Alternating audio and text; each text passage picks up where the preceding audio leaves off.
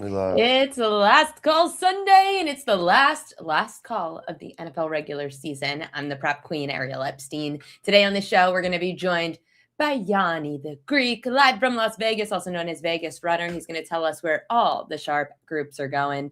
Then Carmine Bianco is going to talk NFL props here on Week 18, and also going with, last but not least, Marco, who's going to be telling us all his sharp sides of the day. I know that by Bet On It, he's got a play that he really likes. We all know that my Baltimore Ravens are in action tonight. I'm wearing my favorite Ravens sweatshirt because it might be the last time that I can. And guess what? I saw a great tweet today. The tweet was, it was spot on with how Ravens and Steelers fans are going to feel about the day. It said, the funniest part of Ravens Steelers is no matter who wins, the winning fan base will victory lap and talk crap, and the losing fan base will cope by saying they're glad it happened so the head coach can get fired. Thought it was a great tweet. I have no clue what to think of this Ravens-Steelers game because my heart says I don't want them to win, but they probably will to put me and keep me in misery for another week. And I also this week have a shot at winning my pick'em contest. So I need some winning action today. And that's why Yanni the Greek is joining the show right now, telling us where all the sharp groups are going. I need to start with the important game of the day. And 49ers hat. That's an interesting choice for today, Yanni. But I'm really interested to hear your thoughts on this Ravens-Steelers game because the line went from -2.5 to -3.5. Ravens on the road in Pittsburgh. Public is loving Pittsburgh. So many people said to me, Ariel, I'm so sorry I love Pittsburgh today. Fine, I don't care. Yanni, then why the heck is this line with what, -3.5, -4.5 Ravens on the road? Because those people might like the Ravens, but are they betting the Ravens? Or the Steelers or what have you? Because here's what I can tell you. Looking at the back end right now, it's all Ravens action. It's not Steelers action. The ticket count is higher Ravens. The money is higher Ravens. Everybody's maybe saying like the Steelers look like the side, but they're playing more or less. I was just looking at the DK splits. The DK splits had it favored the Steelers. So you're probably, obviously you're looking Vegas splits, right? I assume. That's what I'm saying. See, That's what I mean. It's different. That's the problem. I don't understand why recreational bettors are so into what do the books have? What do they need? Dude, you could talk to two different bookmakers and they need the exact opposite. Correct. It's what you're booking. The market's going to tell you what you need to know. And when you look at the line, it's obvious. It's a primetime game. It's Sunday Night Football. It's going to have the most risk out of any game today.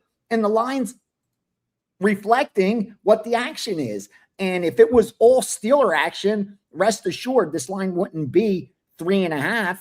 It would be sitting at 3. So there is Baltimore action coming in. But I think by the time this game kicks off, like most, you're going to get decent two-way action. I don't think they're going to have a ton of risk on that game. The under is where they're going to have the risk so far because it's sharps and recreational bettors. But the difference is, Ariel, that the sharps got down at under 42.5. The recreational bettors are betting it under 40.5. And that's what you got to remember today, because I've been asked like 5 times already, what are the sharp sides? What are the sharp sides? There's no sharp sides. The sharp sides are gone. The sharp sides were a team -5 that's now -13. Like, so knowing that becomes irrelevant. It's where are we today, where it stands right now. The sharps already got out ahead of the market. The only thing they're waiting for right now is if the public money moves some of these lines further away than where they should be. Because I could tell you now, all the groups that I work with, they've already gotten down. The only thing they're looking at right now are like player props, some team totals, and then, like I said, if any of these games Yanni, the hard thing about this week, so normally every week, aside for some standout injuries, you can say, okay, for the most part, this line might be moving because of the action coming in, or it could be moving because of an injury. This week, how do you decipher which is which? Because we do have a ton of players that are going to sit out. In fact, the 4 p.m. Eastern time games, barely any props are posted because they don't know who's in and out. Exactly. And that's not only are we in a tough position, but that puts the bookmakers in a tough position as well. And I always tell bettors, look at the movement in the market. That's going to tell you how beatable a market is.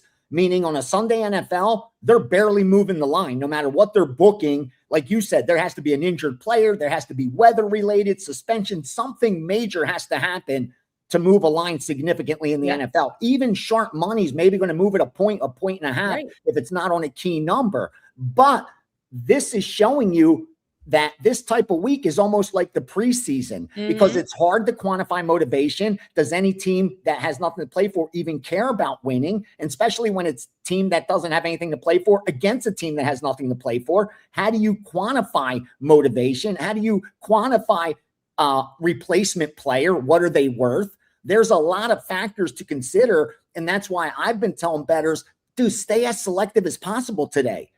That's the key. Yeah. You're still laying the same 11 to win 10 as you did last week, and you're going to next week. But if you don't feel you have those edges, there's no reason to gamble. Again, if on this channel, we're doing this as an investment vehicle, using sports betting to profit. And if you're really using sports betting to profit, then some of these lines have already gotten away from us. And you just got to call it a day. And if you don't like the other side, like real quickly, a perfect example, Minnesota, Green Bay. We know the look ahead was 6.5, right? Right now it's 12.5. There's only one side you can take in this game. If you like Green Bay, great, good for you. You got a better number. If you like Minnesota, you have to pass because you didn't get down at 6.5. You didn't get down at 7.5. You didn't get down at 8.5, at 9.5, at 10.5, at 11.5. Like, what were you waiting for? What do you think? The line should have been 17. So this morning you decided I'm going to lay the 12.5 because it should be 14.5, 15. Why weren't you getting down at 8.5, 9.5, 10.5 and place an even bigger bet since your edge is so great? And again, that's why I always try to tell most bettors are sharp. They're smart. They're reasonable. But when you put them in an environment of gambling, I tell you, you take the smartest guy on the planet, but you stick them in a casino setting and they lose all reason. Like they'll do the stupidest shit. And that's exactly what the sports books are counting on today, for bettors to bet these games after they've already had enough time to adjust the betting line. So again, where we stand now, you got to be cautious. And I'm not trying to discourage anybody. All I'm saying is tomorrow morning, no one's going to give a shit about what happened today. We're all going to be talking about next week's wild card. And you don't want to be that guy that lost their bankroll over nonsense this week. That's all I'm saying. Yanni, which games did stand out to you that people could still bet today? There you go. Take the New York Giants. Take the New York Giants because that's my best bet of the day. That number at 3 is still available. We got down at 3.5. I let my subscribers know they could get down at 3. It's still good. I think they win that game outright. We like the Giants. Another game that we're on that the entire public's on as well. We're on the LA Rams. And that's one that we actually. What are you laying on that game? Late. We actually laid 13.5. Oh, wow. And 14. So that's why it's 14 juiced. Yeah, that was a little bit surprising to me because, again, they didn't get down to 12.5. They didn't get down at 13.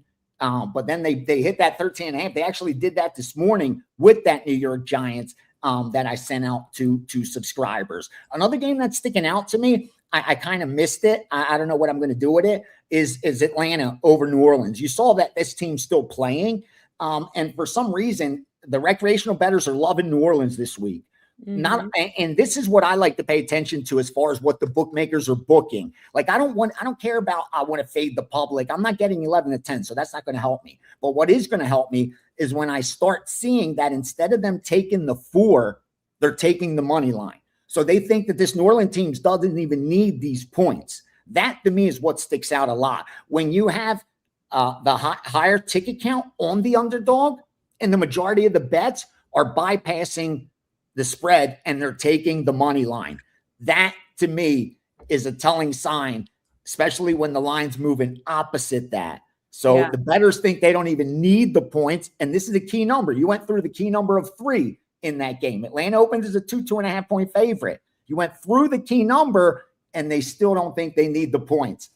That's a telling sign. People are betting Saints money line. Saints, yep, they're loving the Saints like they don't even need the 4 points. Well, you know what's interesting about that game? Atlanta, if the Falcons win, Atlanta gets the 3rd place schedule next year, likely facing Kansas City, the Rams, and the Cowboys. If the Falcons lose, they get the last place schedule So they would face the Raiders, the Cardinals, and the Giants. So it kind of makes sense for Atlanta to want to lose to help themselves next year. True. But are you like, how do you do that? What do? You huddle up as a team and say, well, hey, it's the wide receivers. If Drake London doesn't play the full game, if Kyle Pitts, it's like, yeah, players could start. The hardest part of week 18, who's not making it to the fourth quarter? Yeah, what the coach is going to do. But yeah. I just think it's like everybody looking to take advantage of those players that are on the bonus. Like they need 3 catches and they're going to get an extra 600,000. Rest assured, the sports books are well aware of this information as well. And they're juicing those props. Well, I was shocked Tony Pollard is right there. He needs 66 rushing yards. They put it at 66.5 minus 110. Exactly. Something fishy. There's something, I mean, it's 1 yard up, but I feel like that's kind of fishy. In other words, you know what that probably should have been? Probably should have been about 55, 54. But they know, everyone knows that situation, that he needs 66. Yep. So they're teasing you with that. I know. True lines probably should be in the 50s. Right. And yet they know they could make it 66 because that's what he needs. Those are what you take advantage of. You go under, Ariel. You go under blindly. You know you placed a good bet. Regardless of outcome, honestly, those are the kind of bets I love placing because you could be confident you're getting the best of it because everybody's betting that side for that exact reason. They're welcoming it. So do you would bet the under then, or do you stay away from those incentives? No, I would bet the under. Yeah. I would bet the under. Yeah. I would fade the narrative. I would. And I get it. And the Jaguars need to win the game. They need to win, and they have the best run D in football. We've all seen the clip of Gronk telling Brady, I need one more to get that million, and Brady drawing up a play real quick and say, let's get Gronk the ball. That happens. I get it. Of course. But in every game and every opportunity, that's not going to be the case. And why the anytime touchdown score is like a Hollywood Brown today. And I've been telling everyone this. I said, you have to just bet it, hoping that at some point in the next few weeks, you win it. I've been betting it for the last 2 weeks. I had to bet it last week, even though I didn't like the matchup, because they booked it at 9-1 when he really is a 3-4-1 anytime touchdown scorer. The value at 9-1 for a player that needs one more touchdown to make $750K. Now he gets the Raiders, who are one of the worst defenses against wide receivers. You saw they were trying to get Hollywood the ball last week. So this week at 3-1 is where I got it. Whatever. I was like, I want to hit this for him. $750K. No, that makes sense. Dude, those bets are fine to play. Sean, I got it at 3-1 at FanDuel. Check my Pickett account.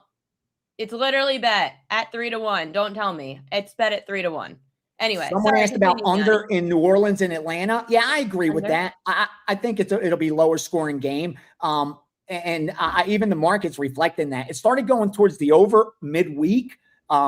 But then you started seeing that sharper money come in. Would you say sharp action's more on totals today? Yeah. What other totals? Because the sides, they are on the sides, but they got out ahead. That's the key. What other totals? So those numbers are mostly gone. That's the key. Okay. With that. All right. Some of the totals to take a look at, under in the Rams, and that's moved a little bit, but the public's blasting that one over, and that got steamed under multiple times.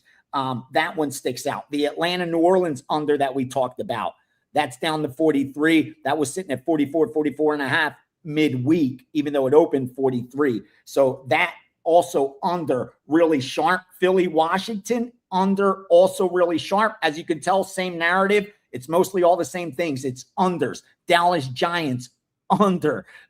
So they played a lot of unders. The only over that stuck out is Cincinnati and Cleveland. They started betting that one over at 44, and that's why you're looking at like 46 right now.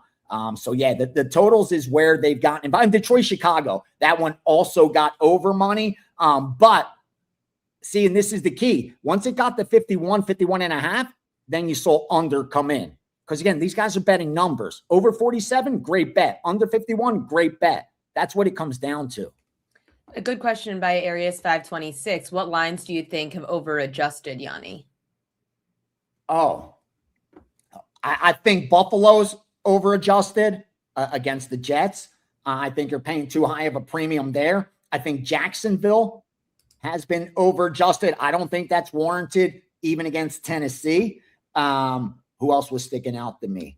I thought Dallas, but we talked about that. That was a little bit too high. Oh, and I think Kansas City against Vegas. Kansas City showed us the week after they had nothing to play for that they're not showing up.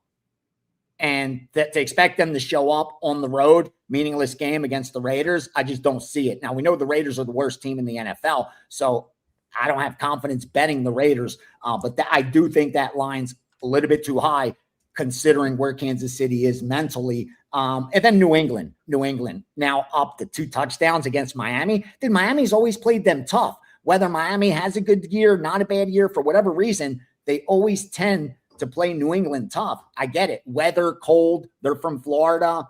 It doesn't look good, but still, you're looking at 2 touchdowns. And I know what bettors are going to say. Like, okay, when a team finds himself behind, is the back door going to stay open today? You have no motivation to actually show up, and get in through that back door. It doesn't really matter. Like, again, every week a team like that has been out of it.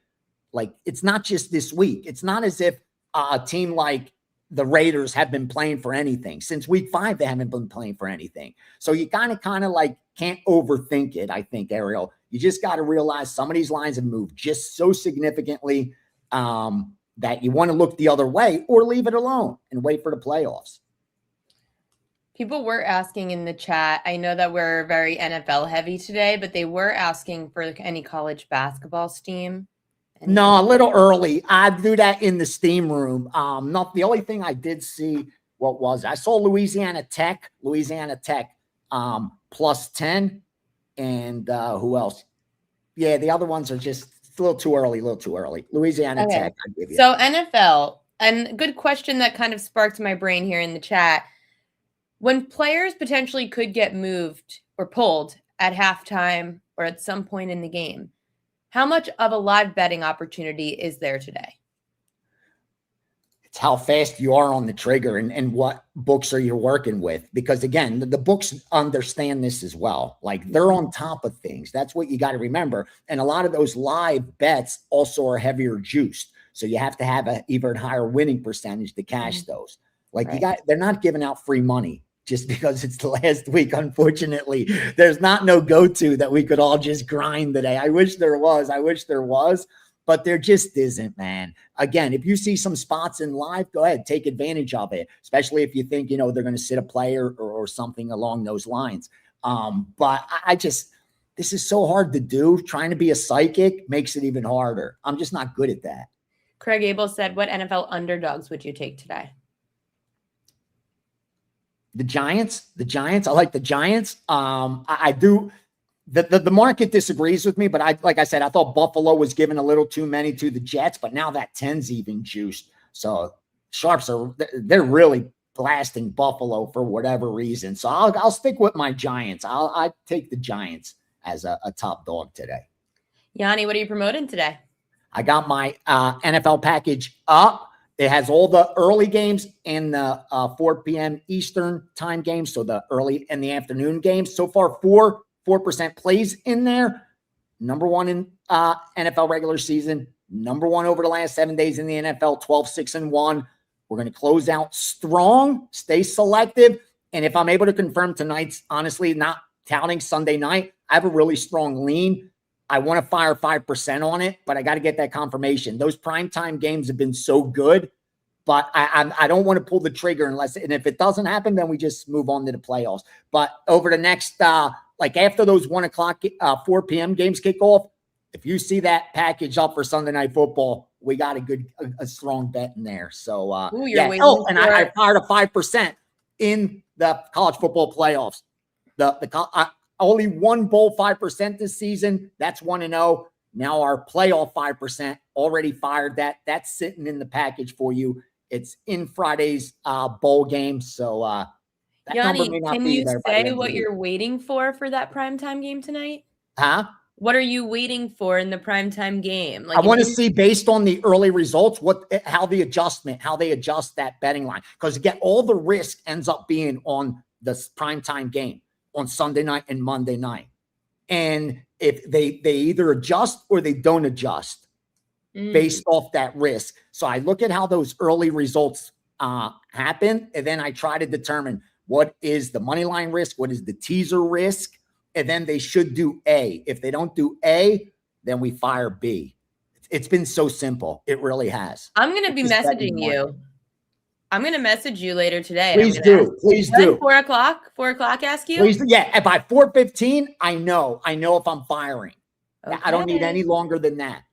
Okay, I'm going to be messaging you at 4:15. Yanni the Greek, find him over at Greek_Gambler. He's also got the Steam Room. Very excited to see what his 5% is at 4:15 p.m. Eastern time as well, if he fires it off. Yanni, good luck today.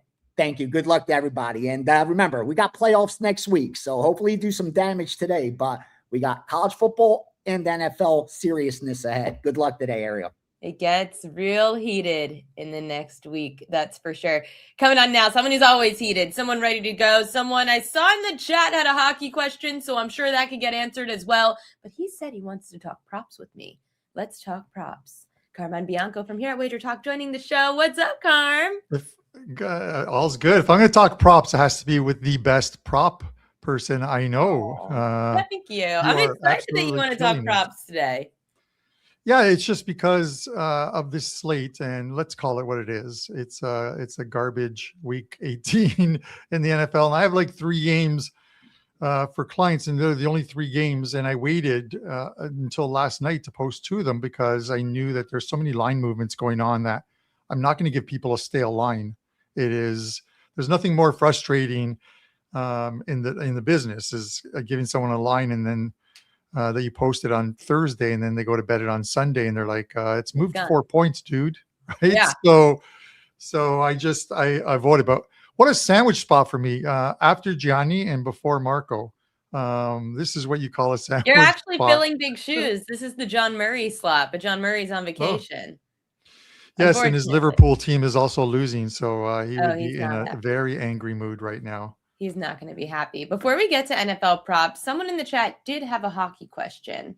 They said, where is it? I think it was about the Dallas. Oh, Canadian Stars. Any thoughts on Canadians plus 174? Montreal's playing extremely well, but Dallas is off a couple of bad losses. And I just think the goaltending matchup probably favors Dallas. I have to believe Dallas is the play, but I can't play at 174. People know that I don't lay that much juice. I would probably play him in regulation in this spot here. Montreal played last night. They basically didn't show up in St. Louis. Lost that game 2-0. Second of a back-to-back with travel. I wouldn't want to take them. Let's go to NFL. We've got week 18. You want to talk props? What prop stood out to you the most today? So this one is third on my list, but I'm going to discuss it first just because Gianni was talking about it. Ariel, I want to be part of the narrative today with Pollard rushing yards, the over 66 and a half, like minus 115. I get it. I get the rush defense for the Jags, but there could be a lot of it's the second half of this game that I'm more interested than the first half, because you can live bet these props in game, and if the Jags are up big, you have to believe at some point if they're up multiple scores that they're gonna take some of the guys off. They can still get that number 1 seed, but they're gonna need obviously Denver to lose. They're gonna need New England to lose, and New England may be up multiple points at that point, because the Denver game doesn't start till 4:30. You look at Pollard, and like his last 4 games, they've just handed him the rock. 161, 104, 102, 85. It is the garbage yards in the second half that I'm looking at. They know again, it's the narrative. You need 66 and a half on a losing team. They're just going to give him the ball and try and get him that number. So it's more about the second half garbage yards than it is about what he does in the first half. Are you only going to be betting incentives today, Carm, or do you like props for other reasons?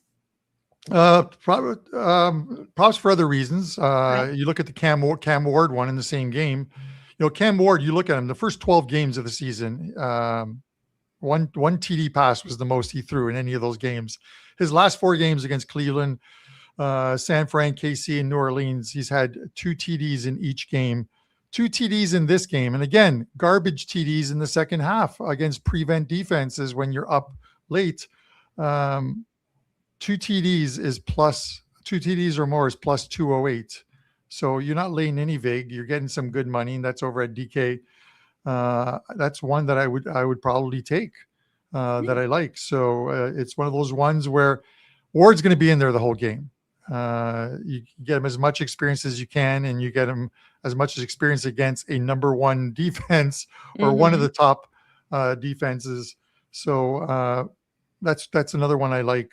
Taking props, 2 players on a team that is a huge underdog is normally not a sane thing to do, but this week is, like I said, this week's a little different. I think the narratives are different. I think resting players in the second half for some of these teams, like Gianni talked about, just to go off on a quick side note about the Bills line at 10. Josh Allen has that huge streak going of consecutive games played. He's going to come in. What's he going to play? 1 series, hand the ball off 3 times, keeps that streak going, and then it's Mitch Trubisky coming in. That's why laying all these large spreads just isn't for me today. Yeah, no, it's not. It's absolutely insane. Another prop I like, and this is the Dan Campbell prop. I like the Detroit Lions team total. 23.5. They've gone over this number 12 of 16 times. Dan Campbell does not want to lose to a divisional foe. He would love nothing better than to play spoiler. The problem is that. But do they care? Like, do the Bears? I know that it's a difference in seeding, of course. Yeah. And it makes your path a little bit easier if you have the better seed. But is it really playing spoiler? Well, it's for maybe for this Campbell, is where I don't know. I don't have an Yeah. answer. I don't know in my head. Yeah. I can't figure out if the Bears really are going to feel like it's spoiler, if the Lions really care. I don't know. Like, Dan Campbell might care. Do his players care? Yeah, well, that's the thing. He still said he's going to keep them in there and he's going to play them. So you have to believe. The problem is which side of Dan Campbell's gambling do you end up on? The 4th down gambles that at the 30-yard line that they don't score, and now you've gone a possession without another score, or are you on the side of the Dan Campbell who gambles and gets the first down? That gets the TD. Yeah. So, it's kind of like Riverboat Ron when he was with Washington, that you just did not know. Are you happy with the gambling coach? I'm not. Do you want a coach? No, but I'm serious. Oh, I was like, you wait, want a coach who gambles and now I as much. Yes, a gambling coach. Yeah. Yeah. I was like, is there something new at WagerTalk that we've got a gambling coach? No, but I understand what you're saying, that we're gambling already, and do we want to be on the wrong side of a gambling coach? You're spot on. But yeah, I have been going back and forth on that game, thinking that I don't know what the incentive is for caring for all these players that are going to be on the field, but it seems like Lions fans still want to beat the Bears. So I understand. Someone asked too, Carm, what do you think about the Blue Jackets money line? The Blue Jacket, I actually released. If you go to my my Twitter or X page at Carmine Bianco WT, I've got a kick-ass graphic there. I do a pod play showing that single game bets instead of parlays is the way to build a bankroll. And we started with a $5,000 bankroll. It is now up to a little over 7,600, I believe, with just flat $200 bets. And Columbus is today's play at minus 130 over Pittsburgh. Pittsburgh's 3rd game in 4 nights. They played last night, and Columbus is playing extremely well. Good analytic numbers on them, and they just snapped the Sabres 10-game winning run. So I'm going to take them at home. The goaltending matchup isn't the greatest for either team. Shilovs versus Merzlikins likely, but Columbus is a play minus 130, I think. And so there's another a little hockey question on the hockey world. Someone asked, there it is. Carm, what do you think of the Avalanche at short price? The Avalanche, they're going into Florida. Obviously, these are two teams that could very well meet in the Stanley Cup this year. Colorado's just playing insane hockey. They've only lost 2 games I can't in believe that the regulation. Panthers lost to the Rangers in the Winter Classic. Yeah, it's that. First of all, that was a horrible game. It was a horrible location to put a hockey arena. The sight lines were terrible. Maybe the Winter Classic doesn't belong in Florida. I'm sorry, Florida fans, but it just didn't look right. It didn't feel right. It belongs in places like Detroit, or I don't even want to say Toronto, like Minnesota, these places where they're nice and cold. Like they did it in Vegas, if you remember, Colorado, a while back, where they played somewhere out in the West. But no, that was as far as it'd be Colorado or nothing for me. Just the way that they're playing right now. One more prop for you, Ariel, and I want your thoughts on this one. Drake May, his rushing yards are only 19.5, but I like the under. Despite the fact that I think he's only had like 5 games this year where he's gone under 20 yards rushing. How much does Vrabel gamble with Drake May today in this game against Miami, where if they get out to a big first half lead, does he sit the second half? Like how does he take the RPOs out of the playbook and not put him at risk of rolling out and getting hit and getting injured? Imagine losing your star QB in what amounts to essentially a meaningless game, unless New England believes that Denver is going to lose to Trey Lance today. Yeah, and also against Miami already, Drake May went over in September on their matchup with 31 rushing yards. And I'm a big believer in the zigzag theory when it comes to facing divisional opponents. Drake May also is running less at home. Just getting the numbers. He's gone over his rushing yard prop on the road 75% of the time, but only 50% at home.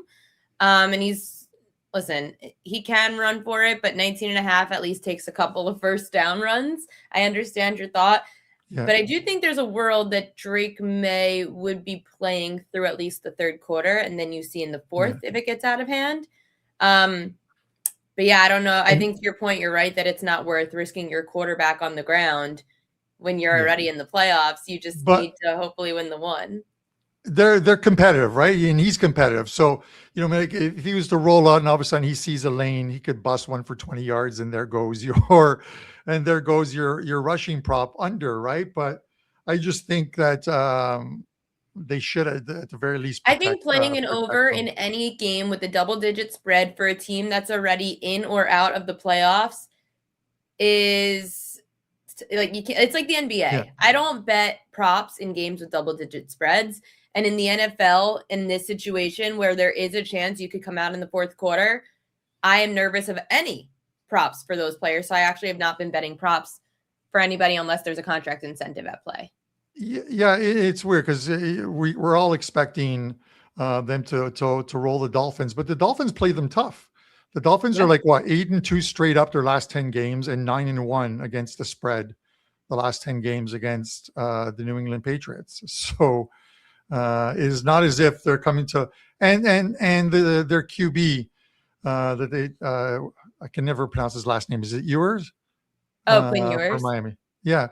He didn't look bad last week. So I'm not saying they're going to go in there and upset them, but when you're laying like almost 2 touchdowns, to me, always the gambler's mentality is that, oh my God, that back door is always open if it's like 20 points and they just play prevent defense at the end. And to Yanni's point, some of these lines have already over adjusted to a point that you can only bet one side. And that side, in Yanni's mind, is sometimes the dog if it adjusts too much. But Carmine, thank you as always for coming on, giving us some winners, giving us props. Love talking props with you. Love talking hockey with you. Catch him at Carmine Bianco WT. What are you promoting today?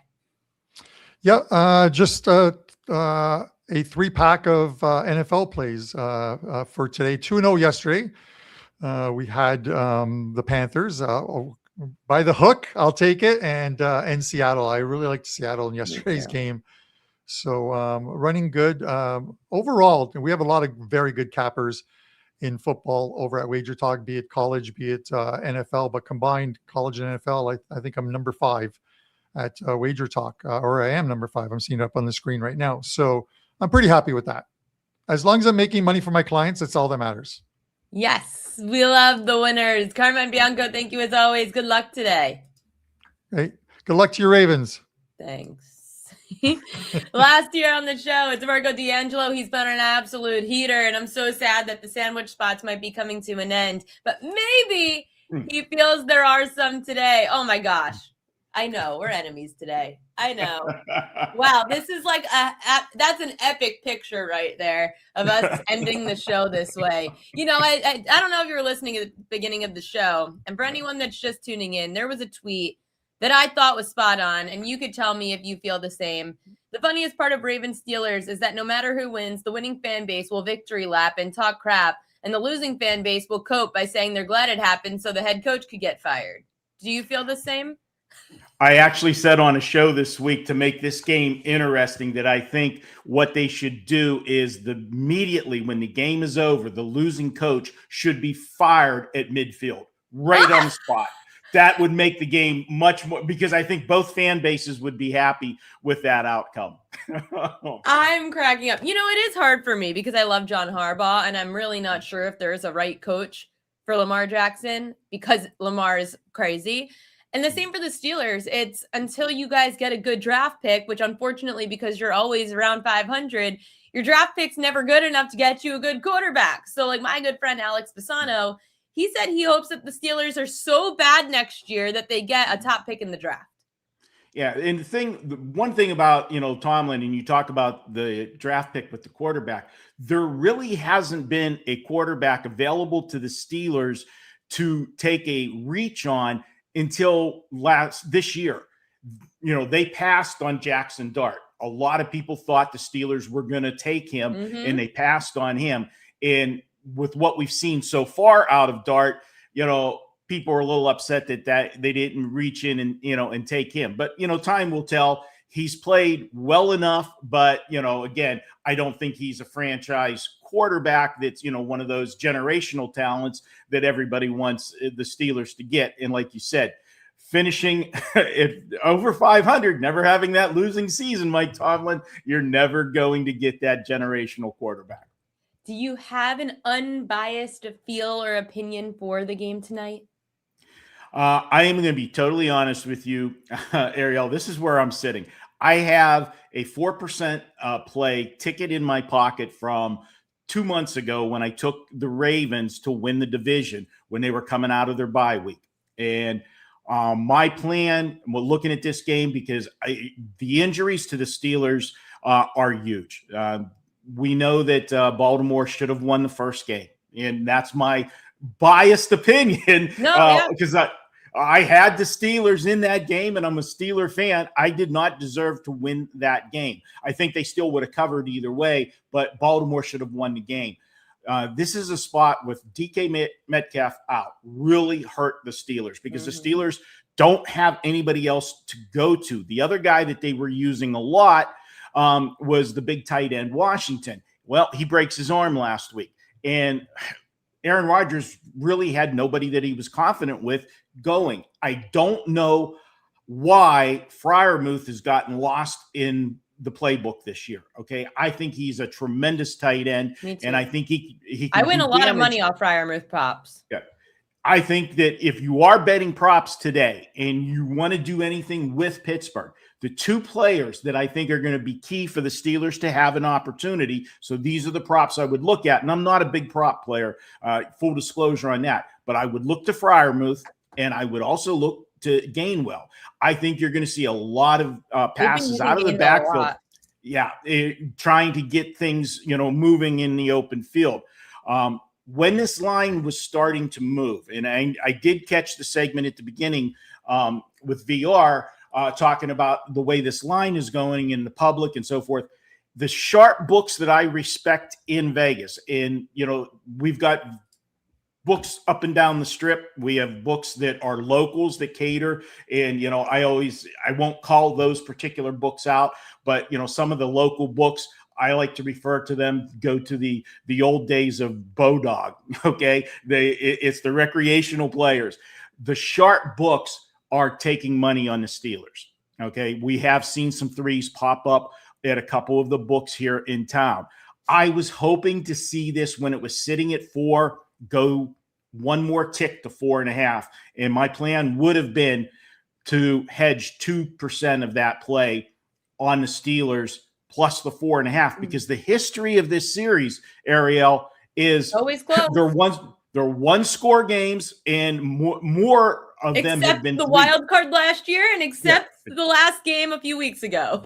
Exactly. Yes. But the last one was still a 1-score game. It was a 5-point game. But last year's playoff game was an absolute nightmare for the Steelers. So this is a big game. You've got the mystique of it being the Sunday night game.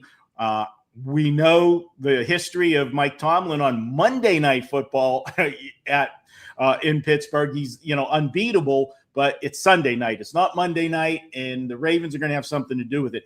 I don't know about you, but the fact that Lamar Jackson's back, I don't know that makes me warm and fuzzy if I'm a Baltimore fan. I really think never know with him. You never know. The team I really do believe they try harder. They try harder for Huntley. Huntley played a non-divisional and a non-conference opponent, which makes it a lot tougher when it's a backup quarterback for a defense to essentially handicap. Right. When you're going up against Mike Tomlin, who knows you, who has seen Tyler Huntley play multiple times, who has coached against him multiple times, when it's your division, it's another beast. And if I'm going up against a divisional opponent for a shot at the playoffs, despite everyone else on social media saying the same thing you said, I still want Lamar Jackson as my quarterback. Okay. I just give the MVP a better shot at being, listen, no one can predict Lamar, which means Mike Tomlin can't predict Lamar. John Harbaugh can't even predict Lamar. So I'm going to go with the wild card to try to get into the wild card. But let's get to the other AFC North game, because I know from Bet On It, that's the game that you actually were really looking at. Cincinnati, Cleveland. It's a touchdown and a half right now that the Bengals are laying. And on Bet On It, that was your best bet. Is it still? It still is, and I like the over in the game as well. This is a simple scenario. I know that this is a division rivalry, but Cleveland, their Super Bowl was last week, Ariel, okay? They hate the Steelers. That is their biggest rival. Don't give me that it's an in-state rivalry between Cincinnati. The pecking order of rivalry for the Browns, it's Pittsburgh first, then it's Baltimore second, because that was actually them back in the day. All right. And then it's Cincinnati third. The fact that they denied the Steelers clinching the division last week, and that's what everybody assumed was going to happen. And I warned anybody that would listen to me, Cleveland is coming to play last week, and they're going to play spoiler for the Steelers. That was their Super Bowl. I don't see how they get excited about this game. And if you look at what the Bengals have done, they've played well down the stretch, except, the game in Buffalo where Joe Burrow had, the 2 brain farts back to back with the interceptions for touchdowns that lost them that game. They're playing hard. And the fact that Burrow came back on a team that was pure trash Thanksgiving night to play, it would have been easy for him just to sit the rest of the season out and not get hurt. He wanted to be with his team, and his team's playing hard for it. I don't see the Bengals Cleveland stopping the Bengals this week. And just as we said earlier, the Steelers were handcuffed offensively last week. Mm-hmm. Cincinnati's got all hands on deck, and that offense is clicking. I like Cincy. If you want to get greedy, it's Cincinnati. It's the game over, or it's the team total Cincinnati over. If you worry that Cleveland can't get you enough points to get to the whole game total, I do like them. I'm still on them. I'm trusting you. You've been on absolute fire this year. I put it in my Pick'em contest. I need to win this week in Pick'em to win the contest for the whole season. So your Cincinnati play is one of my plays of the day, laying 7.5. Another game that shockingly I feel like everyone's talking about is the Saints-Falcons game. There is a big schedule implication for the Falcons, because the Falcons could either be a tough schedule in 2026 or play the losing schedule in 2026, depending on the outcome of this game. How much are you going to take that into consideration? Do you even look at this game? What are your thoughts on Falcons Saints? Yeah, this is one of the games that I did use on Marco's Deli, and I'm taking the Saints in this one. And everybody's telling me, oh, Atlanta's playing so well right now. Just what I said about the last game, in Cleveland played their Super Bowl last week. The Atlanta Falcons played their Super Bowl on Monday Night Football last week when they beat the Rams, okay? Both teams are playing well right now, but the Saints are a young team that is excited right now. They feel they found their quarterback of the future in Tyler Shuck, and the team's on a winning streak, just like Atlanta's on a winning streak. But to me, I don't see Atlanta playing with the same intensity that they played last week. And I know, they can control the destiny of Tampa Bay. What do they care about, Tampa Bay, to help Tampa Bay out? That's your fault that you're in this situation that you need our help. I think the Saints want the game more, and everybody's telling me about, how Atlanta wants to finish the season on a roll. The only part that does scare me a little bit about going against Atlanta is there is one person that does have something to play for. And to me, that is Kirk Cousins. I was thinking that too. Okay. He's the one guy that, got cast to the bench last year and at the end of the season for Michael Penix Jr., who is, the future of the franchise. Is he playing these final games of the season for maybe, getting the job back? I don't think so. I think more so if somebody else wants, a quality quarterback and comes and makes, an offer, one of those 1 or 2 year fixes, whatever he's got left in the tank. That's the only thing that sees me with any motivation for Atlanta. But I like the way the Saints are playing. They've been non-relevant for how many seasons now since Sean Payton's been gone and Drew Brees has been gone. There is excitement with the Saints, and I think they're going to play hard.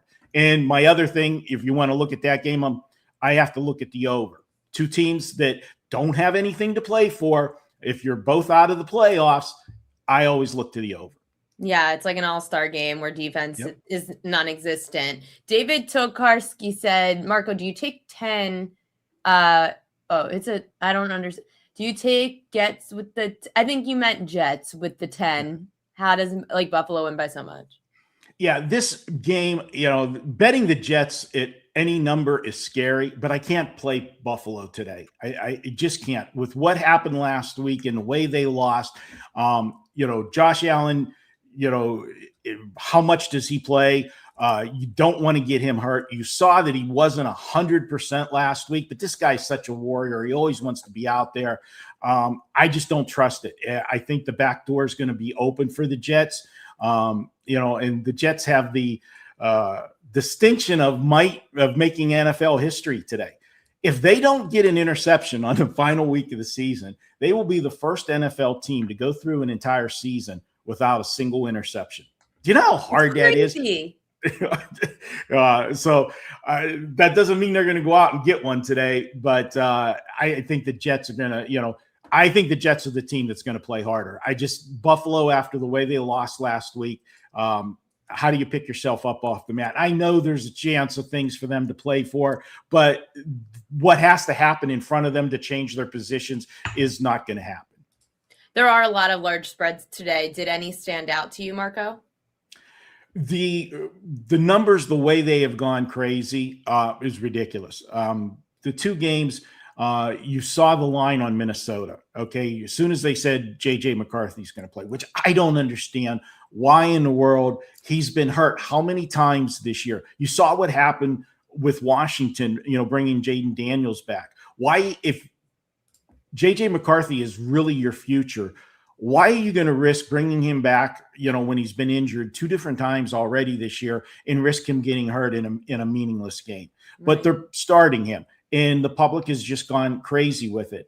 I like the Minnesota side, but I don't like them at the current number. And what Green Bay is going to be putting on the field, I can't trust them either. Just remember, you don't have to bet every game, especially on week 18. I think this is one that maybe moved too much. Another one that I think maybe moved too much. And I know VR talked about that they still hit them at these numbers. And that's the Rams game. This is so unlike Sean McVay in the final week of the season to be playing everybody, but he is, upset at the way the team has played the last few weeks, and he wants to get that bad taste out of his mouth. But laying 14, and if this gets to 14.5, Arizona can score points. Problem is they give up a lot of points. Does he have the people in there in the second half? This is, to me, I could see this as that's what's so hard to handicap. And I was asking Yanni this, I was asking Carm this, I'll ask you the same thing. We don't know if certain players are going to be making it to the fourth quarter. So are you just going to stay away from those games? Yeah, if I played this game, honestly, I probably, with the inflated line, would look, if I was looking full game, I would be looking for Arizona on the back door. Yeah. If I was playing first half, I would be playing the Rams, because I think the Rams are going to come out. And if they come out first 2 or 3 drives and put up 14 or 17 points, I could see him yanking everybody, because it's like a preseason game. You want your starters to get a little bit of work, but you want to see results. And if they put up some quick points, he's going to be happy with that, I think. And at some point, I would see substitutions in this game. That's my thought on that one. Yeah, I agree with you for sure. I've been also staying away from some of these games that I just have no clue if these players are playing the full game or not, especially when it comes to props, which I'll get to in a second. Marco D'Angelo, what are you promoting today? Well, I've got one play that we really like. And yesterday we had one football play, and it was a big one. We had a 5% on Seattle, and I absolutely loved the Seahawks. And that was a game, Ariel, you watched the game yesterday, the most dominant 10-point victory I've ever witnessed in my life. And if we don't get that interception, it's a 3-point game. And I kept seeing nightmares of the Chicago Green Bay game from a couple Saturday nights ago, when I unfortunately was on the Green Bay Packers. I was on the side of the team that dominated the whole game and then had to puke at the end of it. Yeah. And so I could see the rerun of that. But that was a 5%. We're now 41-18 going back to February of 2024 with those plays. I've got a 4% play today. It is my one NFL underdog upset shocker. And no, it is not the Pittsburgh Steelers. Okay. It is a different game today. So you can check that out over at WagerTalk. Jump on board for that one. And we have been running good for the last 2 seasons combined, college and NFL. We're number 2 in money won at WagerTalk. So we're proud of that. And want to finish out, get through this landmine that's called Week 18 and get into the playoffs when everything is good. And that's one of the reasons why the big play came in that San Francisco Seattle game, because it was a pure handicap. All hands were going to be on deck, and everybody had the same thing to play for. And It was just the better team won that game. Yeah, and it was a great fade the public move as well, because everybody thought there was no chance the Niners were going to lose for the number 1 seed to run through San Francisco at home. Oh, no. Yeah, okay. Yeah. I need to take a picture of us because of our shirts. So hold on. I have to stand up a little bit so I can get a better angle. I'm going to take a picture of us. Wait, hold on. I have to try to take a picture at the same time as holding up my shirt. Okay, ready? 3, 2, 1. I probably look terrible. That's a keeper. Oh my gosh, Marco, thank you so much. May the best team win and lose in the wild card. That's probably what's going to happen for both these losers. Absolutely. And always, fire the losing coach. Fire the losing coach. Thanks, Marco. Good luck today. All right. Thanks, Ariel. For anyone that wants to know some contract incentives that are available right now, if you are interested, I think no one's talking about the Jaguars defensive tackle, Eric Armstead, who needs 1.5 sacks to earn $1 million. His over a half a sack, unlike Myles Garrett, who's minus 350. Eric Armstead, his over a half a sack is plus 260. So you could still get some decent value there for a sack from Armstead. We mentioned the Tony Pollard props. I don't think that people are talking about the touchdowns either. Tony Pollard, of course, needs the 66 rushing yards to earn $250K. It's at 66.5, the prop. Or Tony Pollard needs 2 rushing touchdowns to earn $200K. You could get him anytime touchdown at close to 2-1, Tony Pollard. If you do want to go for 2, it's 15-1, Tony Pollard over 1.5 rushing touchdowns. And lastly, Hollywood Brown, 3-1 to score a touchdown at $750K if he does it. He's up against the Raiders, who absolutely stink. There were some other props that I'm waiting for. Jets kicker Nick Folk also needs 2 field goals to make 125K. His over 1.5 field goals is plus 110, so you could look there. That game is at 4:25 p.m. Eastern time. I also on the propqueen.com have all the other props that you could look for. You could subscribe to the newsletter, and there is a free guide for all the incentives. A lot of them just aren't posted yet. So I'm waiting, but I'm going to be posting. I sent the newsletter out for the 1 o'clock games that are posted. And then for the 4 o'clock games, once those get posted, I will send another newsletter out to the propqueen.com subscribers. Good luck to all of your bets today. Thanks for watching here on WagerTalk's Last Call. Oh, wait, I forgot the needs. Sorry. One more thing. I know that we're on very long. So from Art DeCaesar, he said from over at the Westgate, since John Murray's away today, Colts, Dolphins, Ravens, Cowboys, Titans. Those are the needs of the day over at the Westgate Superbook. So go to thepropqueen.com, hit newsletter, and subscribe, and that's the way to get to the newsletter. Good luck to all the bets today. Happy week 18. Regular season's almost over. It's insane. Go Ravens, I guess. See you next week here on WagerTalk's Last Call.